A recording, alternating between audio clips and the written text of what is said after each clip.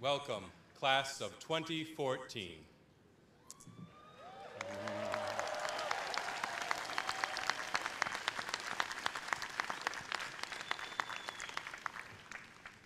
Friends, will you please join me for the invocation? Among the greatest opportunities this wonderful university will afford you in the upcoming years is the opportunity to choose. Our prayer and wish for you this evening is that you make choices that are true to who you are and who you wish to become. Choose not only to impress, but choose to inspire. Choose not only to find information, rather choose to gain knowledge, wisdom, and understanding. Choose not only to make friends, but rather choose to build relationships and form bonds that will last a lifetime. Do not simply choose your major or choose a career path based on what you're good at or what others say you should do, but choose to follow your passions, follow your heart, follow the need out in the world. Choose to explore, choose to see the world, choose to face your fears, try out for that performing arts group, try out for that athletic team. Choose to take a class that looks challenging, study abroad. Choose, in the face of suffering in the world, not to give in, not to give up, but to choose to dream and work for alternative realities where unnecessary pain and suffering are alleviated. You have begun your series of choices well, for you have chosen to attend what we believe is the finest institution of higher learning in the land. And we are proud today that we likewise have chosen well by admitting you to the class of 2014 at the University of Pennsylvania. Amen.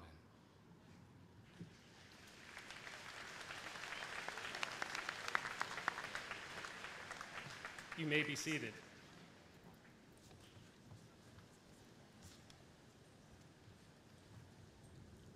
Good evening, transfer students and the freshman class of 2014. They're all sitting together. I am Eric Furta, Penn's Dean of Admissions. Welcome to your convocation. President Gutmann, Provost Price, trustees, deans, faculty, staff, alumni, and student leaders. As we embark on the beginning of the academic year, I am honored to present to you 2,500 of the brightest young minds in the world. We are all proud of their accomplishments, which the Office of Admissions recognized in the most selective year in this institution's proud history.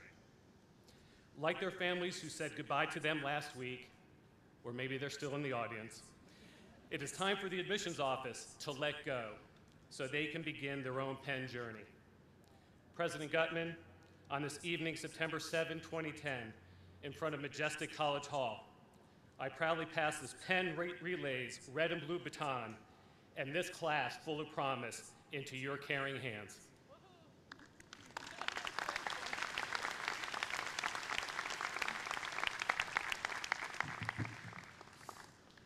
Never had this baton to greet you with before, and I will prize this as the class of 2014 baton. Greetings, enthusiastic greetings to the great class of 2014 and to all the students who have transferred from other institutions. Smart move, transfers.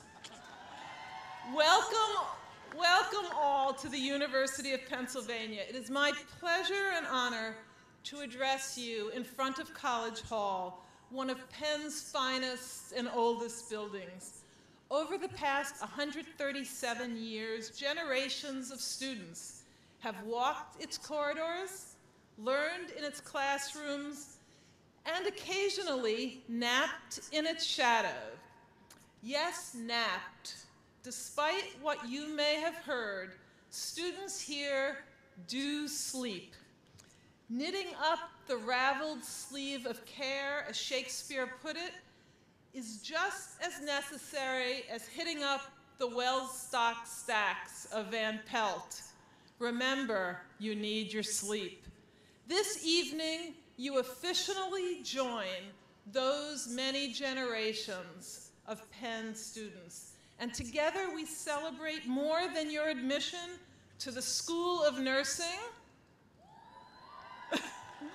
the School of Engineering and Applied Science, the Wharton School? Or are there any members of the College of Arts and Sciences?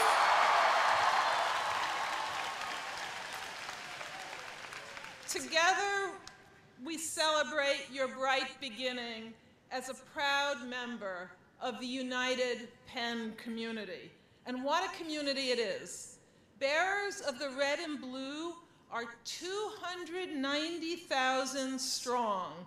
For more than a quarter of a millennium, our graduates have applied their knowledge and made lasting contributions to humanity.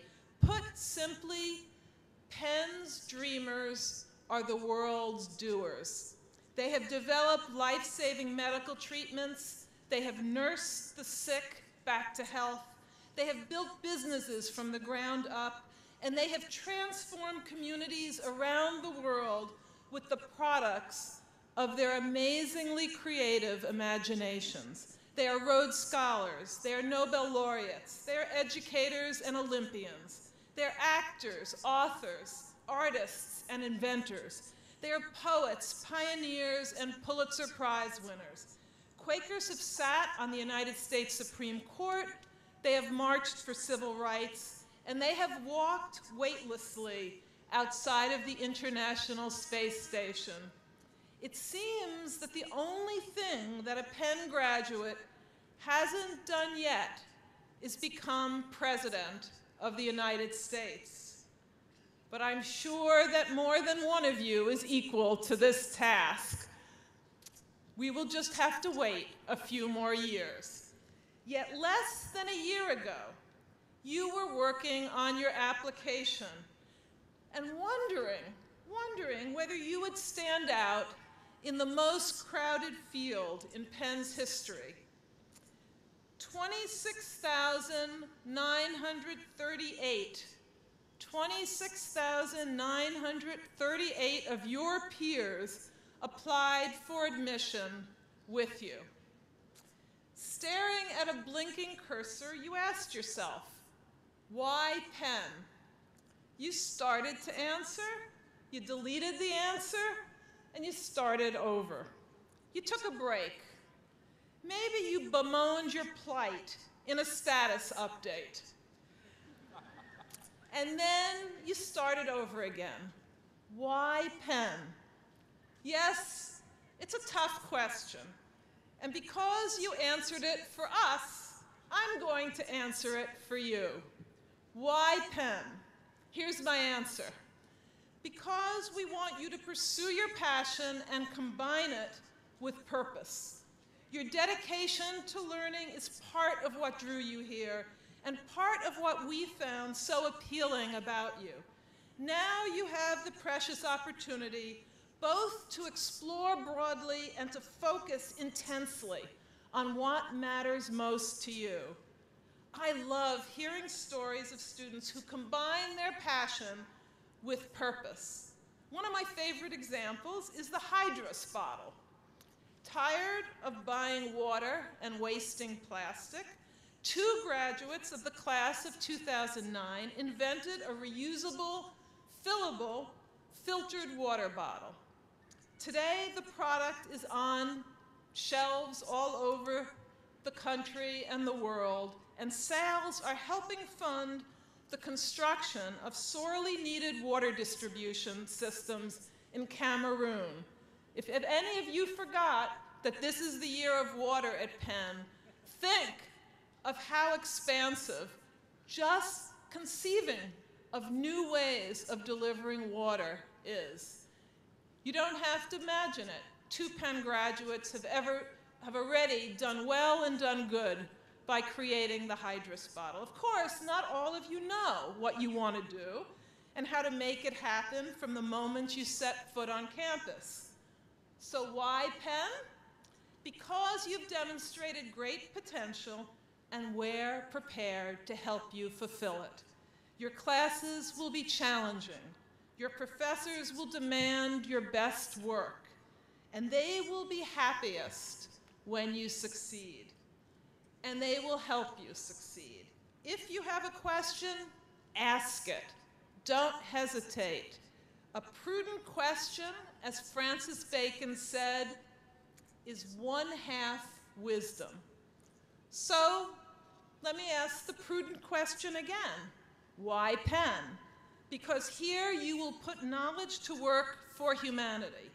Don't wait until commencement to pursue independent research and apply what you have learned in the classroom.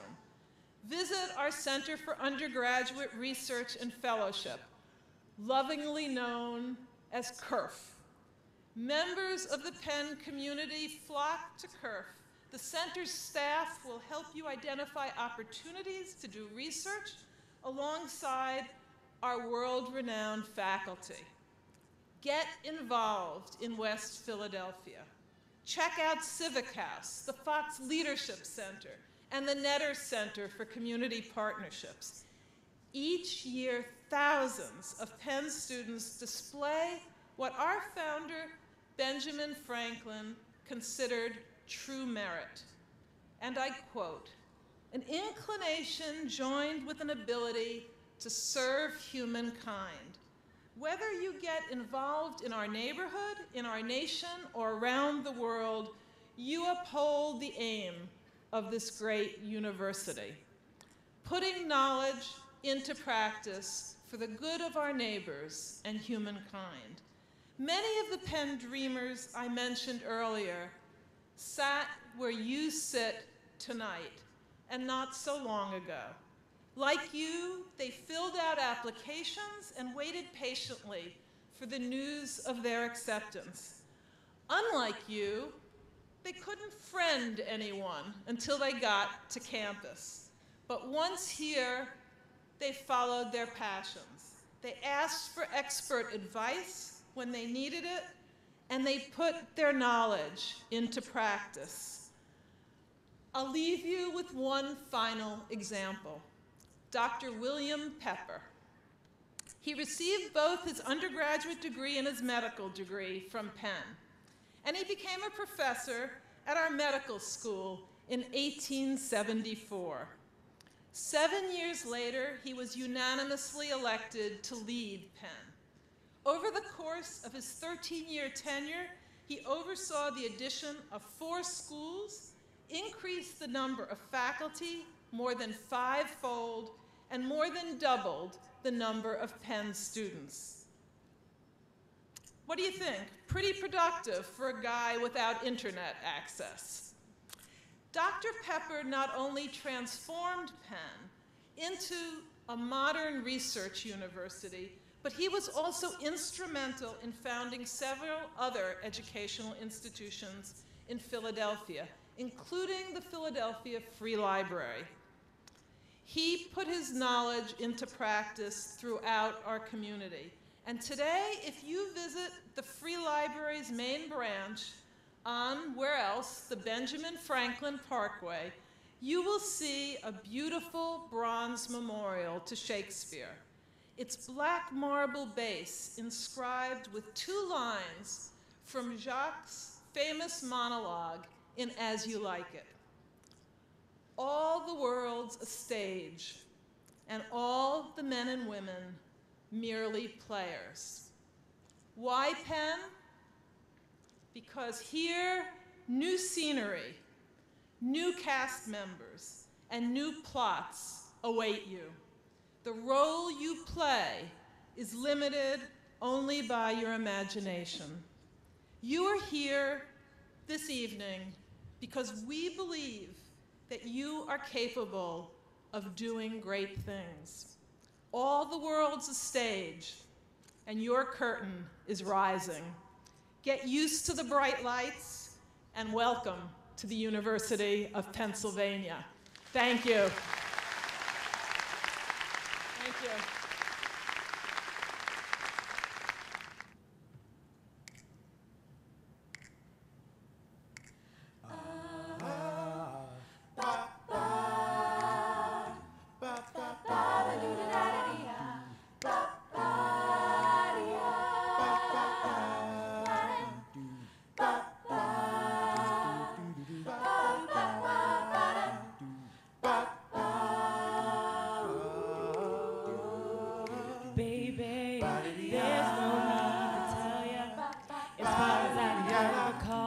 always been here for you. So you don't have to worry at all. I'll sacrifice my time. I'll make sure you're satisfied. There's no hard thing to the joy I bring. Wanna give you all my love. That's all I wanna do. Every hour, baby. My love is yours. That's all that I wanna do. Every hour, baby. My love is yours, baby. I'm in need of your love, and you got that touch that I need so much, and I am about to explore freely, completely, everything you want. I'll be good love down to the last drop. I'm not gonna stop. That's all that I wanna do. Every hour, baby. Don't look no more, don't look no more. Loving you every day.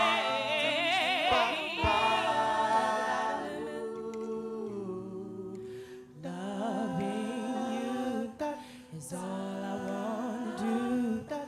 Loving you is all I wanna do. Loving you, said loving you is all that I wanna do, baby, baby.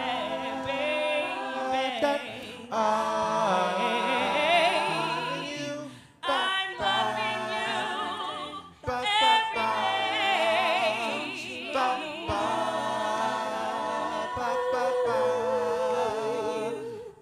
loving you, baby, every day. Don't look no more, don't look no more, 'cause I'm loving you every day. Don't look no more, don't look no more. Loving you every day. Don't you look no more, love without a limit.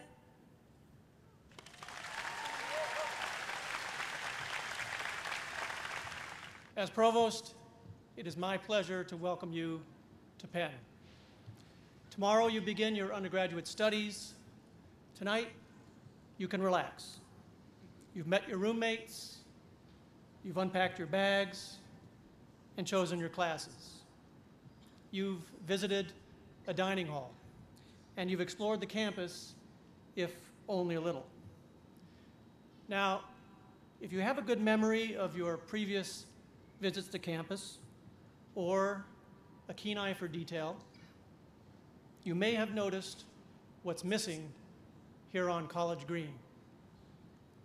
In late June, a tremendous summer storm barreled through Philadelphia.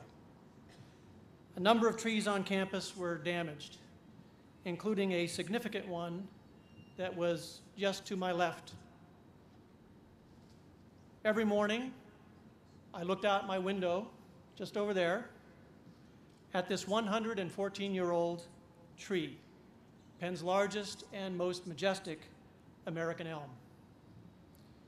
Incidentally, the tree was damaged by wind and not struck by lightning, so there is no direct Ben Franklin connection. The elm wasn't totally uprooted in the storm, but half had splintered and required removal. I was pleased to see, after the cleanup, that the other side had been saved. But 2 weeks later, I was dismayed to see that it, too, was taken down. It turned out that the two sides of the tree were interdependent, the one balancing the other. I learned that the remaining half, although it appeared healthy, would not survive. Why mention that tree tonight? Well, there are a few parallels here to Penn itself and to your education here on campus. A tree is full of dualities. It is solitary, but also part of a vast communal fabric. It is a practical and useful object, something that gives shade even a degree of shelter, but also beautiful, with its own history and cycles of regeneration. We see it and rely on it each day, yet we're not always aware of its importance. Penn, too, was founded with a dual purpose. Franklin's public academy, as he called it, was to teach both the practical and the theoretical, what he termed the useful and the ornamental, the specific and the broad. Two branches of learning, each reliant on the other to provide a complete education that would serve society. And two languages. In Franklin's plan, classes would be taught in classical Latin, but also in English. He further insisted on a multidisciplinary education long before that term was invented. A Penn education meant exposure to the liberal arts and also to what he called the professions: science, medicine, business, engineering, and accounting. This was all very new at the time, quite unlike the education at Harvard, Yale, or Princeton. Which brings me to the dual aspects of your education here, each complementary to the other: independence and responsibility. During your 4 years, you will have the opportunity, the freedom, to take classes in many different disciplines. Now is the time to take some academic chances. That course in art history, or Japanese, or microfinance, or astronomy, before you have the demands of a major or a specific field of study. This is an independent journey. Your professors, your advisor, your classmates and friends, all will help to guide you along the way. But no one will pick your classes, or wake you in the morning, or tell you when to go to bed. Of that last, I'm quite certain. With that independence comes responsibility. You are responsible for your intellectual and civic development, responsible for making smart choices, from your performance in the classroom to your conduct on campus, responsible for making the most of this 4-year opportunity. Responsibility and independence are best realized in balance, each dependent on the other. Plan, but don't fear being in the moment. Consider the future, but don't obsess about it. Work hard, but enjoy yourself. And this may sound like odd advice coming from Penn's chief academic officer, but please don't overthink every decision. With Penn, Franklin tried something new. I hope you will too. Keep in mind that a major is not a profession. Take a class just because it seems interesting or unusual. Join a club or a group or a team, not because you're good at something, but because you're not. This is the way to become well-educated and well-balanced. I'm told a new tree will be planted where that great elm once stood. I understand we haven't found the perfect specimen just yet. You see, even in horticulture, we're extremely careful in choosing our newest members. By the time you graduate, the tree will have taken root and grown a bit, as you will have. That tree will remain part of this place long after you've graduated, as I hope you will too. There will inevitably be some difficult moments, even some raging storms. They too will pass. Your Penn education and this tree have more in common than a coincidence of timing. Your studies here will be practical and, in Franklin's terms, ornamental. Your education will enable you to stand alone, to grow as a person, but it will also make you part of a vast communal fabric rooted in a larger community.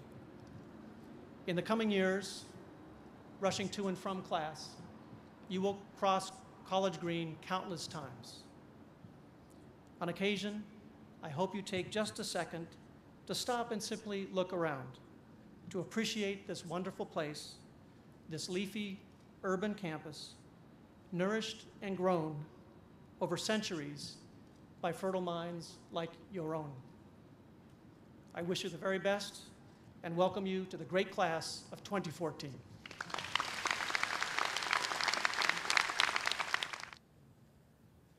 We're coming to the edge, running on the water, coming through the fog, your sons and daughters.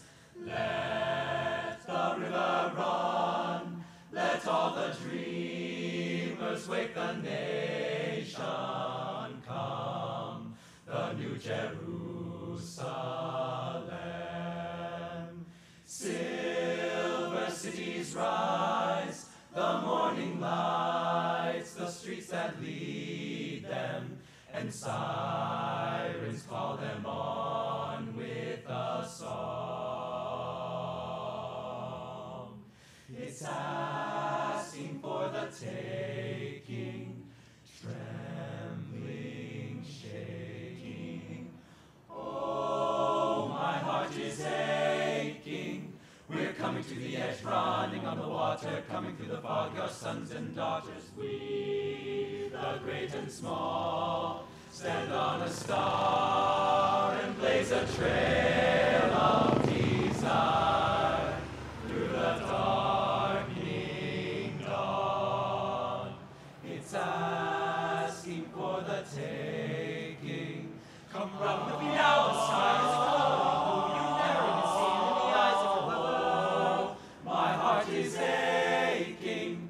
We're coming to the edge, running on the water, coming through the fog, your sons and daughters. We, the great and small, stand on a star and blaze a trail of desire through the darkening dawn.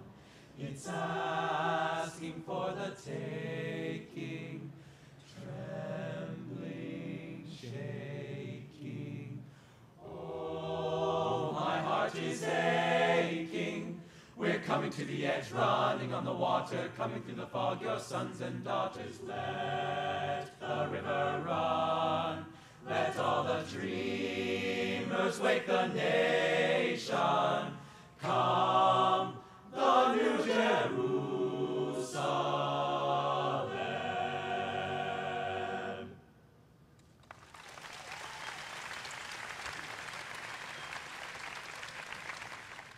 Weren't they just fabulous? Let's have another round of applause for Penn's Glee Club.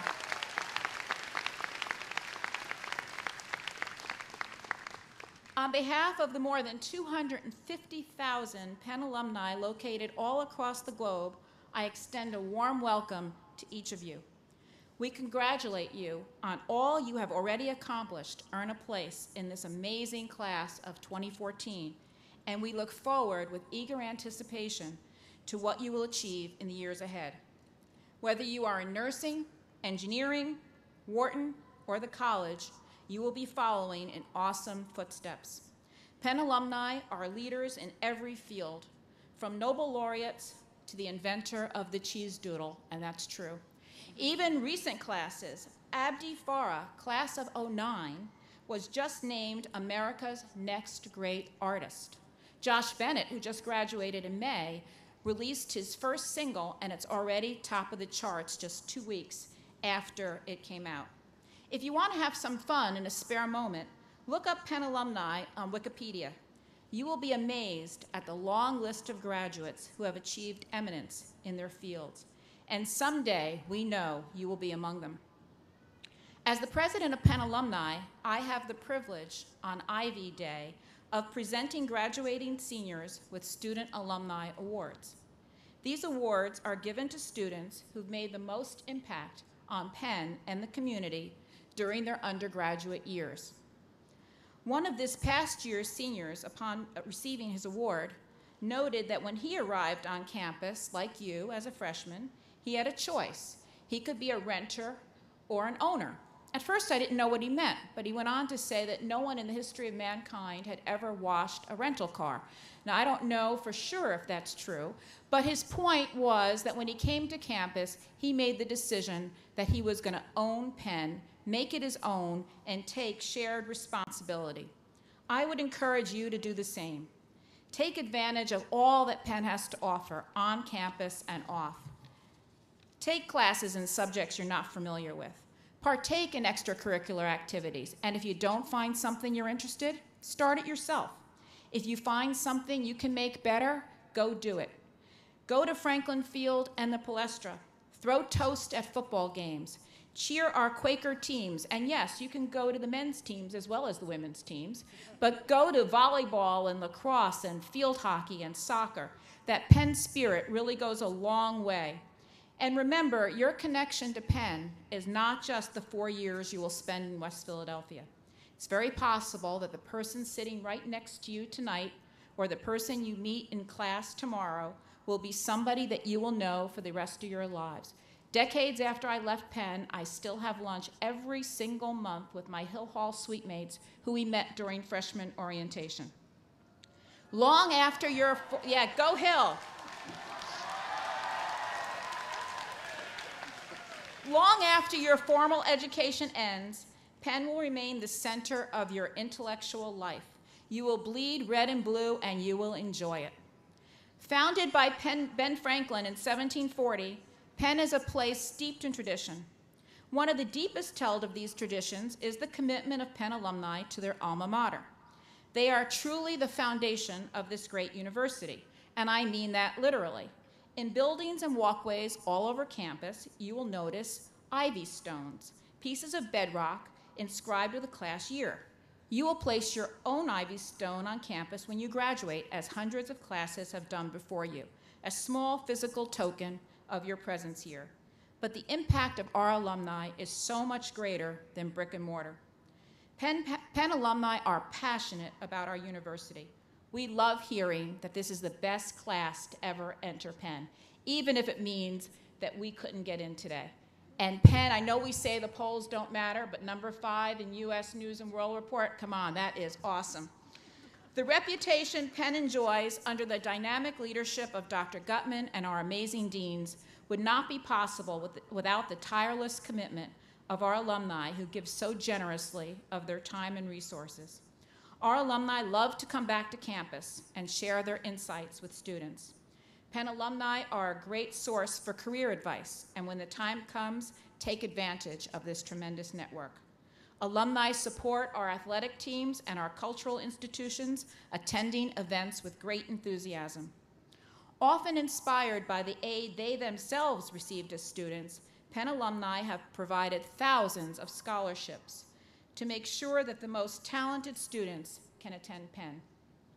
Graduates have endowed professorships, ensuring our ability to attract the best faculty in the world to this campus.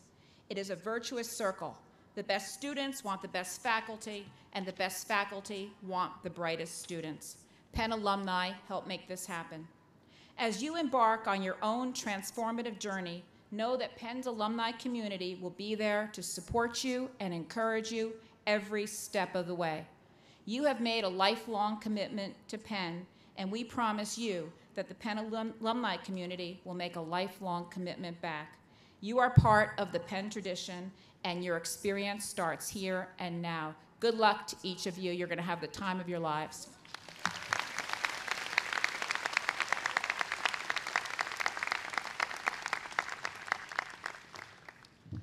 Now I would like to invite the senior class president, Adam Behrens, to come up and present the flag of the great class of 2014. Adam?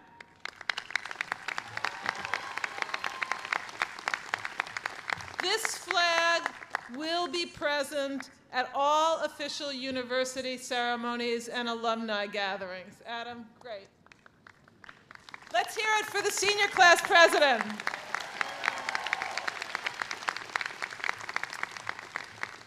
Now it's my great privilege to officially welcome you and mark the beginning of the 271st year of the University of Pennsylvania.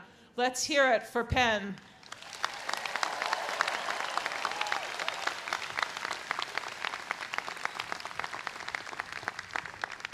And equally important, I invite you to please join us for dessert and conversation at Wynn Commons under the immortal gaze of Dr. William Pepper. But before you do, I would like to invite everyone to rise and join in singing our anthem, The Red and the Blue. The lyrics are on your program, and I hope the Glee Club will lead us.